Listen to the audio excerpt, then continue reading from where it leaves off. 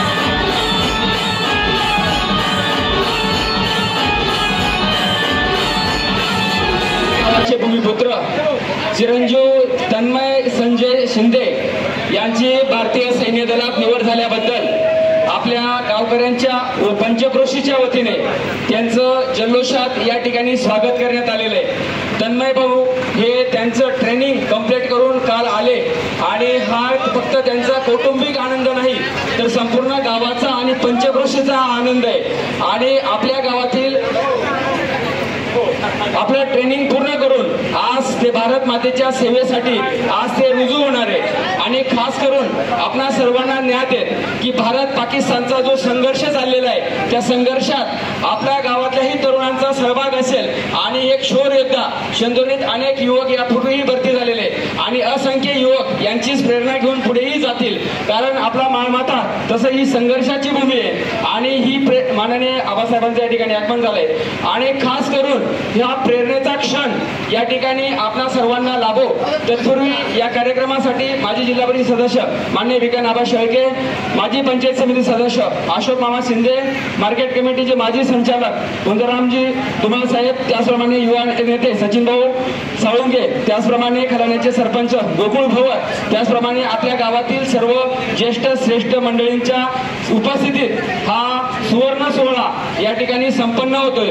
आणि त्यांची पार्श्वभूमी जर पाहिली तर एका शेतकऱ्याचा मुलगा हा भारत मातेच्या सेवेसाठी आज जातोय, हा त्यांच्या कुटुंबाचा भावनिक तसा आनंदाचा क्षण आहे। त्यांच्या कुटुंबाबरोबर आपलाही तसाच भावनिक आणि आनंदाचा क्षण आहे। दादाची ही जी सेवा आहे ती आनंदाने दीर्घायुष्याची आणि सर्व उत्तम पद्धतीने पार पडो ही मी आपणा सर्वांच्या वतीने सदिच्छा देतो। आणि या ठिकाणी उपस्थित असलेल्या सर्वांच्या वतीने पुनश्च एकदा शुभकामना व्यक्त करतो आणि थांबतो। भारत माता की